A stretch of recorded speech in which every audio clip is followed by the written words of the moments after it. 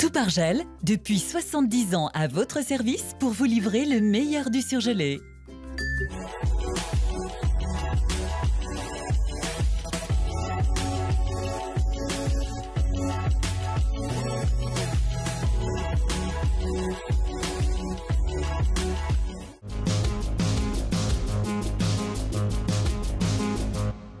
Réouverture de l'autoroute A6 à Villefranche après les dégradations subies ce week-end.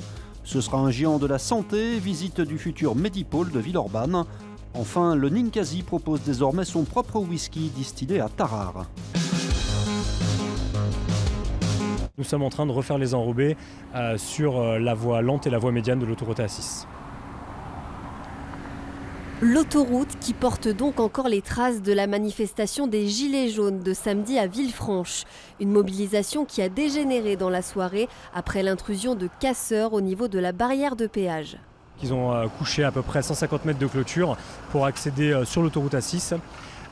Et ensuite, ils se sont installés une bonne partie de l'après-midi avec des feux de palettes à 4 endroits différents, donc 2 feux dans les 2 sens de circulation sur l'autoroute A6. Et de 18h jusqu'à 22h, c'est monté un petit peu en puissance, donc avec des jets de projectiles sur les forces de l'ordre, donc des caddies, ouverture de certaines bouteilles de gaz. Au total, 7 interpellations ont eu lieu suite à ces incidents, 2 parmi les casseurs et 5 chez les Gilets jaunes. Des Gilets jaunes encore marqués ce matin par les affrontements violents du week-end.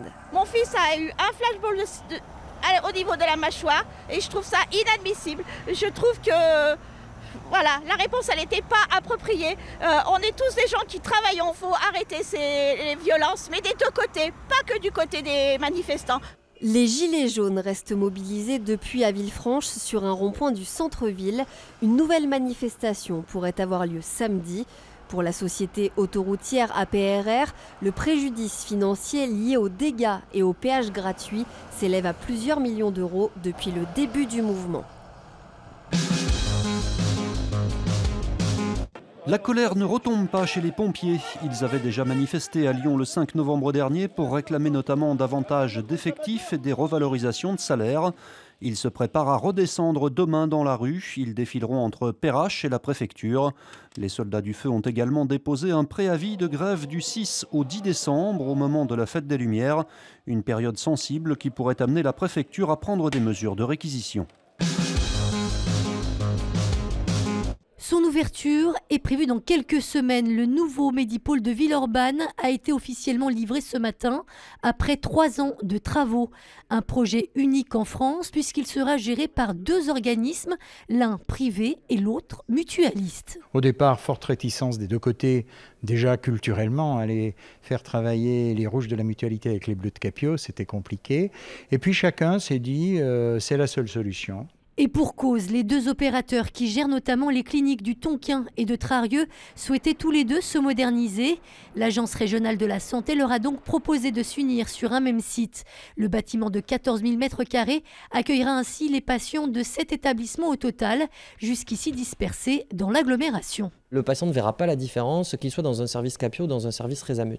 La seule chose qui va changer, c'est, entre guillemets, quand il aura ses documents administratifs, il y aura un logo différent sur le document. Mais notre but, justement, c'est qu'il n'y ait aucune différence pour le patient. Au total, ce sont 300 médecins qui vont travailler ici et proposer la quasi-totalité des spécialités hospitalières, y compris la néonatologie. Je pense qu'à 95%, si on reprend la liste des spécialités chirurgicales, médicales, urgences, soins de suite, on a pratiquement tout sur le site effectivement du Medipôle.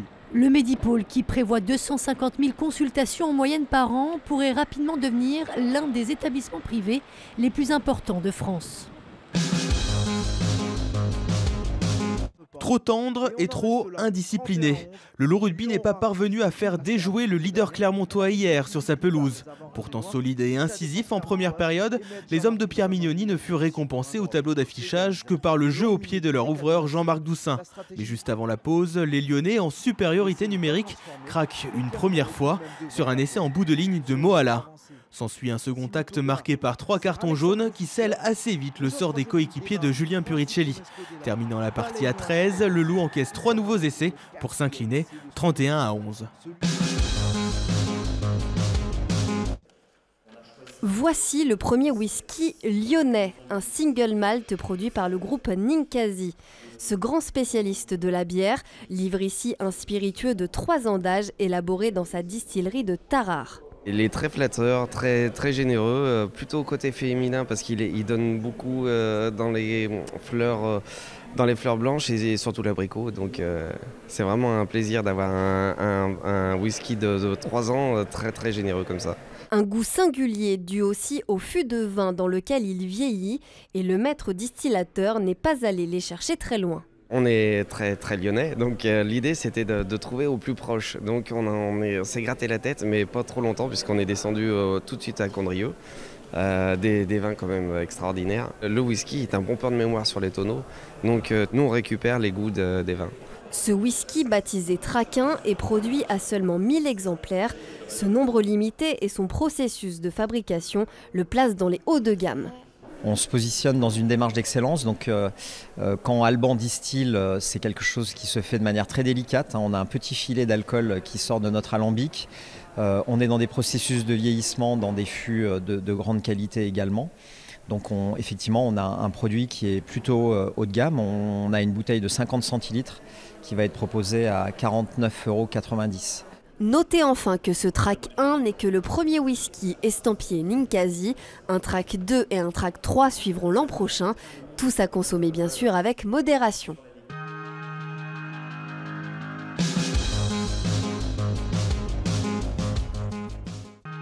L'info continue sur TLM.tv, les réseaux sociaux et le fil info. La météo.